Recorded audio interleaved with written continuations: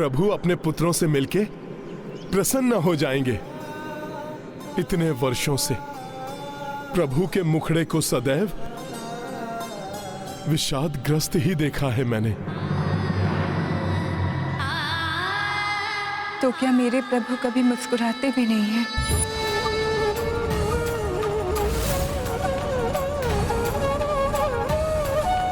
माता, क्या मेरे रघुनंदन के श्रीमुख पर हास परिहास के कोई चिन्ह नहीं दिखाई देते? कैसे हैं मेरे रघुराई? बताओ ना हनुमान, कभी वो अपनी सीते को स्मरण करते हैं? माता, प्रभु देह हैं तो आप उनके प्राण हैं। आपकी स्मृतियां ही प्रभु के जीवन का आधार हैं। यंत्रवत सी हो गई है प्रभु की दिनचर्या, जिसमें कोई उल्लास नहीं, कोई प्राण नहीं। रात्रि में कुश आसन पर शयन, वर्षों पूर्व आपके छोड़े हुए पुष्प आज भी सूंघकर आपके स्पर्श का आभास करते हैं प्रभु। आपके लगाए हुए पान के बीड़े आज भी अपने हृदय से लगाकर कक्ष के एक कोने में बैठे रहते हैं। प्रभु का जीवन जल बिन मीन सा हो गया है।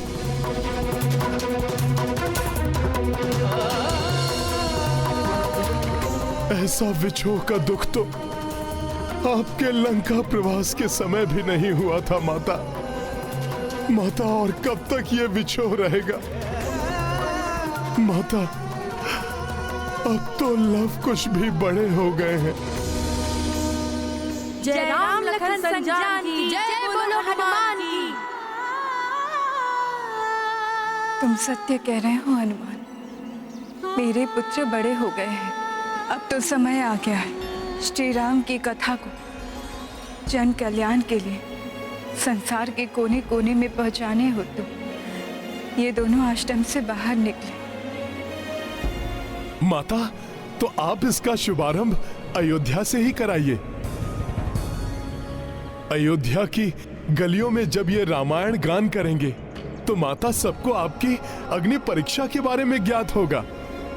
प्रभु के आदर्शों और मर्यादाओं के बारे में जानेगी प्रजा। आप दोनों के महान त्याग को समझ पाएंगे सब।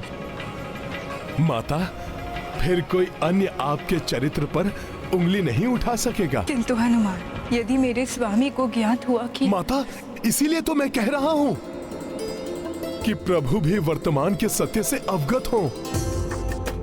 सोचिए, यदि राजसभा में इन्हें गायन का अवसर मिल गया तो प्रभु अपने पुत्रों को अवश्य ही पहचान लेंगे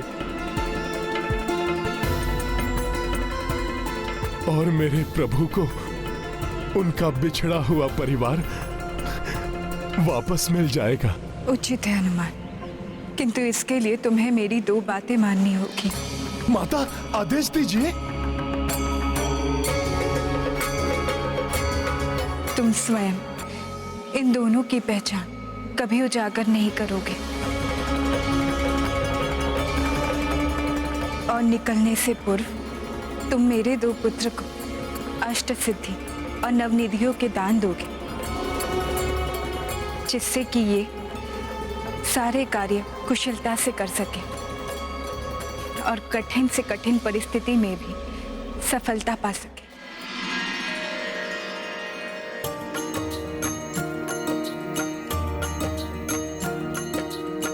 कपिदेवों का ध्यान जो धारे, इंद्र सहित सब देव पधारे। लव कुश अचरज मह पड़ जाई, कपि तब अष्ट सिद्धि प्रदाई। अनिमा महिमा एत्सवा वत्सवा, तुम्हारा कल्याण हो पुत्र। प्राप्ति प्रकम्या लव कुश दो तेज प्रदीप्ता। हर्षित ममता मई मां सीता। सिया राम जय हनुमान। हनुमत आभाने श्री लक्ष्मी बन निमित्त नवनिधि प्रदाई पंकज शंख मगर व चमेली मणिनीलम इत्यादि भी देई चक्षु खोलि देखी हनुमाना देवता सबहु अंतर ध्याना नभ सुमन वर्षा बरसाई सीता लब कुश कोदि बधाई।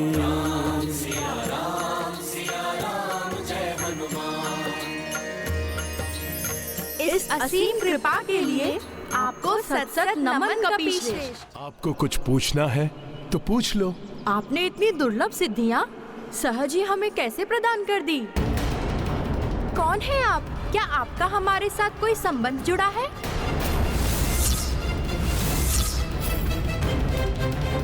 मैं कौन हूँ और क्या संबंध है हमारा, उचित समय आने पर सब ज्ञात हो जाएगा तुम दोनों को। तब तक के लिए इतना ही जान लो कि धर्मपथ के अनुयायी तुम दोनों बालकों को ऐसी सिद्धियों का ज्ञान होना अति आवश्यक है।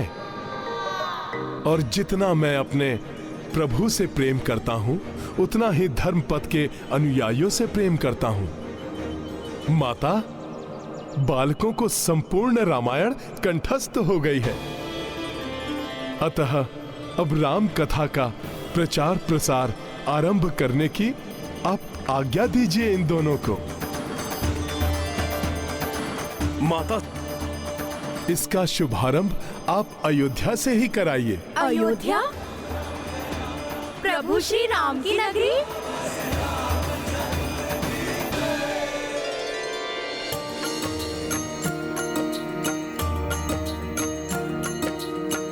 नगर नगर भारत में जाते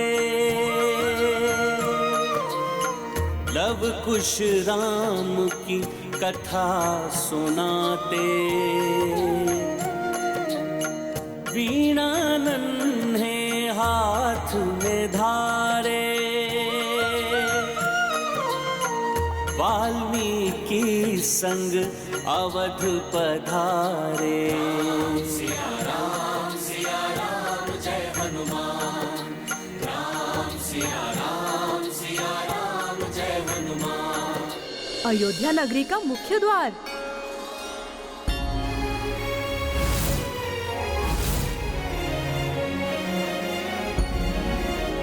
नमन है अयोध्या की पावन धरती को। जय सिया राम।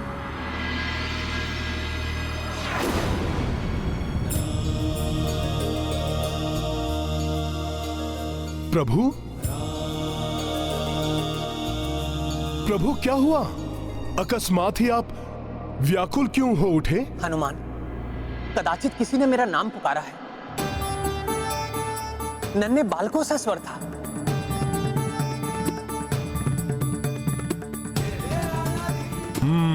प्रभु का विषाद मिटाने के लिए, इनके चेहरे पर मुस्कान लाने के लिए प्रिय लवकुश के नन्हे पांव अयोध्या में प्रविष्ट हो चुके हैं।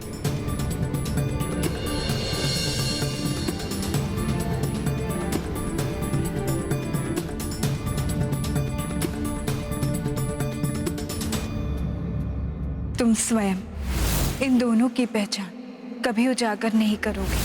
माता ने वचन लिया है मुझसे, यदि ये मुझे अयोध्या में देखेंगे तो पहचान जाएंगे कि मैं कौन हूँ। नहीं नहीं, मैं माता को दिया हुआ वचन भंग नहीं होने दूंगा।